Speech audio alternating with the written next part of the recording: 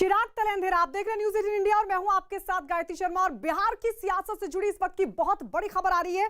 खबर है कि बीजेपी ने बिहार चुनावों में लोक जनशक्ति पार्टी को लेकर अपना रुख साफ कर दिया है।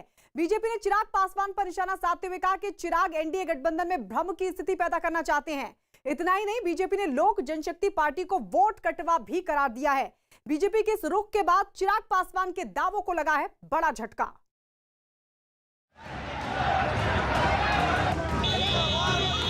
जो कुछ भी भ्रांतियां फैलाने का प्रयास कर रहा है, मैं आज इस पर बड़ा फुल स्टॉप लगाना चाहता हूं। नीतीश कुमार ही बिहार के अगले मुख्यमंत्री।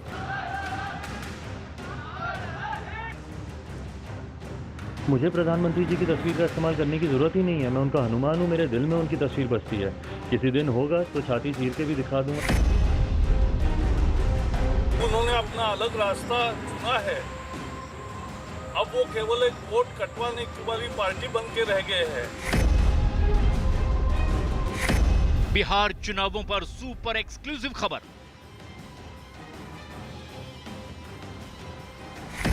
एलजेपी के खिलाफ आक्रामक हुई बीजेपी।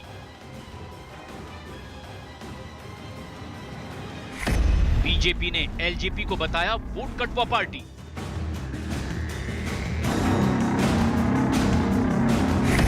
चिराग पासवान पर भी बीजेपी का बड़ा हमला।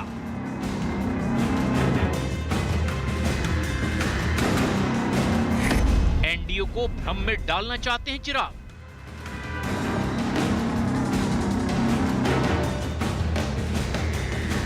कहते हैं सियासत में बगावत के बहुत मतलब होते हैं। ये बगावत कभी किसी के पतन की वजह बनती है तो किसी को सत्ता का सिरमौर बना देती है। मौजूदा दौर में बिहार की सियासत को लेकर विरोध का जो बीज एलजेपी के मुखिया चिराग पासवान ने बोया, उसे देखकर तो यही कहा जा सकता है, चिराग एक ओर तो बिहार के सीएम नीतीश कुमार का खुलकर विरोध कर रहे हैं, तो दूसरी ओर खुद को पीएम मोदी का हनुमान बता रहे हैं। लेकिन बीजेपी ने चिराग पासवान के बयानों पर जोरदार हमला बोला है। तो मानता हूं, तस्वीर को लेकर निरंतर मुख्यमंत्री परेशान थे कि भाई ये लोग कहीं प्रधानमंत्री की तस्वीर का इस्तेमाल ना कर लें, प्रधानमंत्री की फोटो का इस्तेमाल ना कर लें।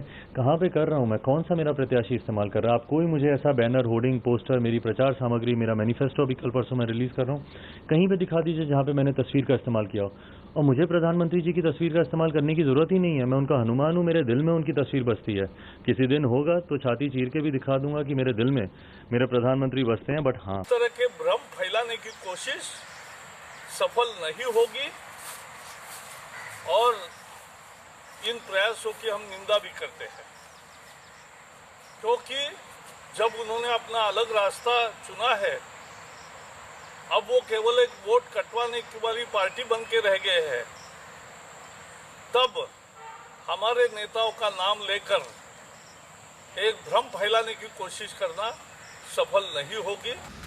इस वक्त बिहार की सियासत में चिराग पासवान के सामने कई बड़ी चुनौतियां हैं। पिता का सिर से साया उठ चुका है, परिवार को संभालना है, बिहार के सियासी अखाड़े में भी एलजेपी का वजूद बचाए रखना है। इस चुनाव में एक अलग मुद्दा जो उठकर आ रहा है वो है चिराग पासवान जी का। पहले वो आपके साथ थे, अब वो आपके साथ नहीं हैं। कुछ लोग कह रहे हैं वो अभी भी साथ में हैं। कल ही मैं उनका स्टेटमेंट देख रहा था, कह रहे थे कि मैं अपना सीना चीर के अगर दिखाऊं तो उसमें मोदी जी बसे हुए हैं। तो अगर ऐसा है तो फिर वो आपके साथ क्यों नहीं है? 143 सीटों पर चुनाव लड़ रहे हैं। अब मेरे साथ क्यों नहीं है, हमारे साथ क्यों नहीं, इसका जवाब तो चिराग जी ही दे सकते हैं। मगर मैं पहले बहुत दुखद घटना अभी अभी हुई, श्री रामविलास जी हमारे साथ नहीं रहे जी। और रामविलास जी समाजवादी आंदोलन की उस पीढ़ी के कार्यकर्ता थे जिन्होंने सामाजिक न्याय के लिए बहुत बड़ा काम किया। लगभग 5 दशक तक देश की राजनीति को वो योगदान करते रहे और बिहार के ही थे और खास कर दलितों के लिए बहुत बड़े नेता रहे हैं। मैं श्री रामविलास पासवान जी को श्रद्धांजलि देना चाहता हूं। और जहां तक लोजपा भाजपा जदयू के गठबंधन का सवाल है,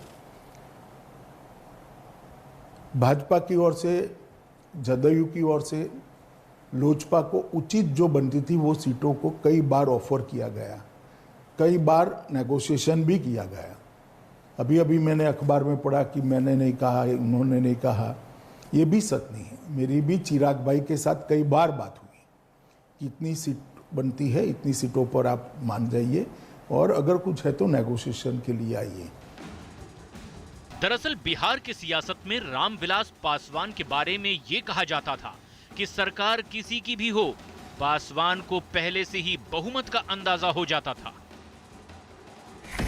और यही वजह थी कि उन्हें लोग सियासत के मौसम विज्ञानी के तौर पर भी जानते थे।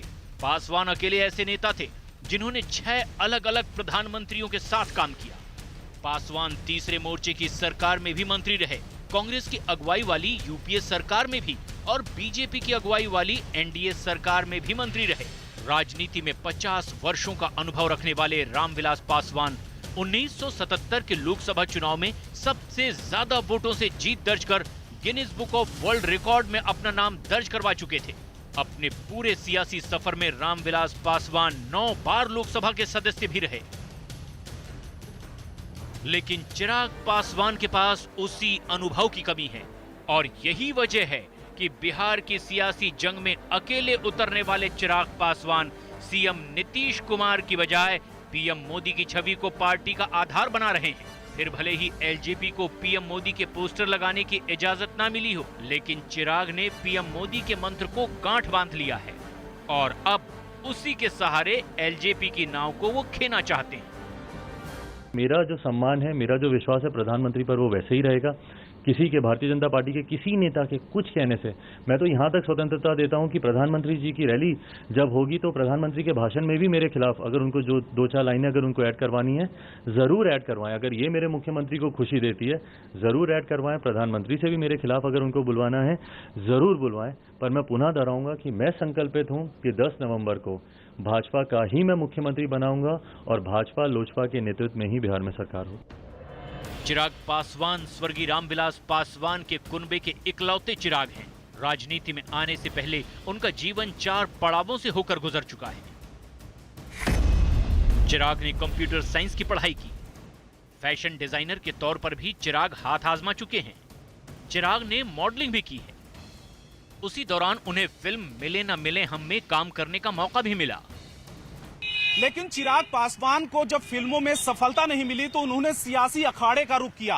पिता रामविलास पासवान राजनीति के मैदान में धुरंधर खिलाड़ी थे, लिहाजा चिराग की राजनीति में एंट्री आसान हो गई क्योंकि उन्हें सियासत तो पिता की विरासत से ही मिली थी।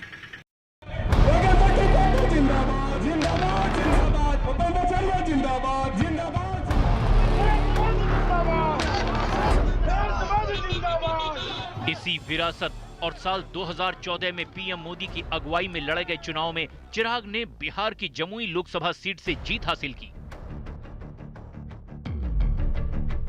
लेकिन 2020 के आते आते चिराग के लिए बिहार की सियासत में बहुत कुछ बदल गया। चिराग लगातार नीतीश कुमार का विरोध कर रहे हैं तो पीएम मोदी का गुणगान करके बिहार में अपने सियासी कुनबे की रक्षा करना चाहते हैं। लेकिन जेडीयू के बाद अब बीजेपी ने भी साफ कर दिया है कि मौजूदा विधानसभा चुनाव में एलजेपी से बीजेपी का कोई लेना देना नहीं है।